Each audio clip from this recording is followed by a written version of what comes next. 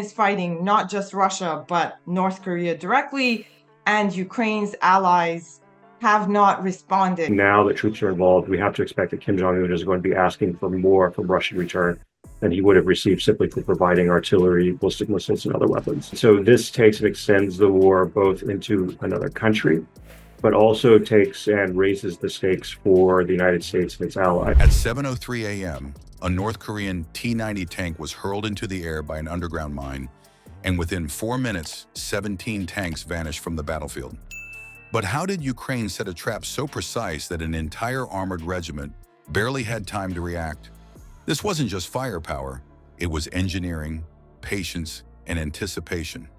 Stick with us, because the answer lies in a carefully designed 3-square-mile minefield that weaponized intelligence over numbers, and in what happened after, the capture of a regimental commander carrying data that changed the war.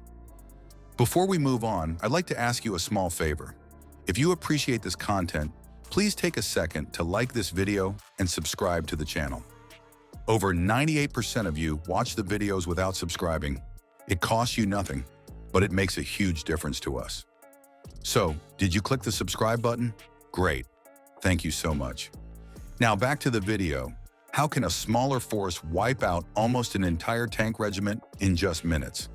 Russia's getting yet more help from North Korea in its ongoing invasion of Ukraine. Regardless the attempt of State Department to correct them and to say that, look, it's not about the total postponement, but it's a kind of only one element of all supplies. According to Ukrainian intelligence, Pyongyang is sending up to 30,000 more troops to bolster Russian forces along the front lines. North Korea initially sent some 11,000 troops to Russian territory last year. To understand, you need to picture the mindset of the attackers. North Korea entered the battle certain of victory. They had 80 drones buzzing ahead, feeding reconnaissance data and ready to drop small guided munitions. Behind them rolled 60 armored tanks, spread in wide advances to punch through defenses. 4 dozen troop carriers followed, packed with infantry. In total, 800 soldiers moved with the intent to overwhelm through sheer mass. Their doctrine relied on numbers breaking a line, sweeping defenders aside with metal, firepower, and momentum. On paper, it looked unstoppable. But Ukraine had no intention of meeting that force in the open. They shaped the battlefield long before the first tank crossed the border of their chosen ground. Just beneath the soil, an intricate network of mines stretched over 3 square miles, woven like a hidden net waiting to snap shut. This wasn't a random scattering of explosives. Engineers set alternating pressure plates, infrared sensors, and seismic triggers. Each type worked slightly differently, ensuring that if a tank rolled over quietly or another attempted to bypass a triggered zone, something else would still detect it. At a glance, the terrain looked ordinary, but underneath it was wired to respond with lethal precision. The layout was designed to fool. Certain gaps between mine clusters were left on purpose to give the illusion of a safe passage. Crews scanning with their equipment would think they had found an opening. Tank commanders zeroed in on what looked like usable corridors, but those paths narrowed quickly into blind alleys. Once they reached the confined sections, retreat was impossible. Mines had been layered at angles around the flanks and behind them. West is not organized, West is weak, and Russia will be allowed to occupy Europe together with China. I don't want to be negative in this situation because I still believe that Trump is the president of the United States, the leader of the world. As well as it was done by George Bush during the collapse of Soviet Union, when he was cherishing and hugging Gorbachev and asking Ukrainians to keep Soviet Union alive. So this takes and extends the war both into another country, but also takes and raises the stakes for the United States and its allies. By the time the leading vehicles advanced far enough, the rear elements of the column were already blocking their escape, forming a natural bottleneck. At 7:03 a.m., the trap snapped shut.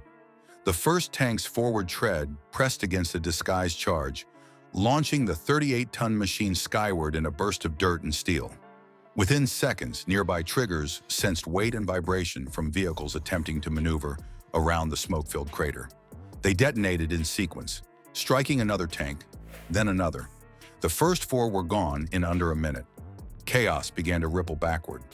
Radio chatter grew frantic as crews called for evasive action, but the narrow lanes funneled each response into new explosions. 17 tanks were destroyed in just 4 minutes. Inside the cockpits, North Korean operators believed at first they were pushing through defenders too weak to stop them. Dust clouds and thunderous blasts fooled some into thinking artillery was falling rather than hidden mines. More vehicles accelerated, grinding forward to overpower what they assumed was a patch of resistance. But the more they committed, the deeper into the engineered kill zone they went. The armored spearhead, once a wide wall of steel, was bent into a compressed choke point, and waiting above ground, out of sight, were Ukrainian gunners ready to finish what the mines began. On the battlefield, mass quickly turned against the attackers. Columns that looked impressive on maps collapsed under strain when funneled into confined terrain. Intelligence had done what firepower could not, reshaped advantage into weakness. 80 drones humming above provided no warning of buried charges. Artillery radar gave no clue of the trap below, and sensors on the tanks could not read deceptive gaps left on purpose for them to enter. Numbers that once appeared dominant became a liability as machines piled into wreckage, choking the only exit routes. And that leaves the real question. Once the armored column was frozen in place, what did Ukraine plan next? Mines alone could cripple but not completely erase a regiment. The answer came in timing and discipline. Units stationed nearby held their fire until the battlefield turned into a traffic snarl of stalled engines and plumes of smoke. Then artillery, missile teams, and drone strikes folded in on the armored knot. Each vehicle was now a stationary target, boxed in by invisible walls, unable to retreat or maneuver. The convoy had transformed from an attack formation into an immobile cluster of steel coffins. That was not the end of the victory, however. The counterstrike destroyed hardware, but deeper value waited inside the confusion. Among the burning wrecks, Ukrainian forces discovered a regimental commander whose capture would carry a greater weight than the destruction of 60 tanks. His data, plans, and codes offered something even heavier than steel, the ability to bend the future of the war itself. Power in this battle was not defined by noise, scale, or raw numbers. It came through patience, precision, and careful planning. The armored regiment never had a chance to retreat. It simply evaporated under the layers of a design meant to trap steel before a shot was fired. In the aftermath, one figure stood out, Colonel Kim In-ho. His capture, with files and codes intact, shifted more than the fight on a single front. It tilted the wider war. So the question remains, will future wars be won by tank columns or by sharper, more disciplined intelligence?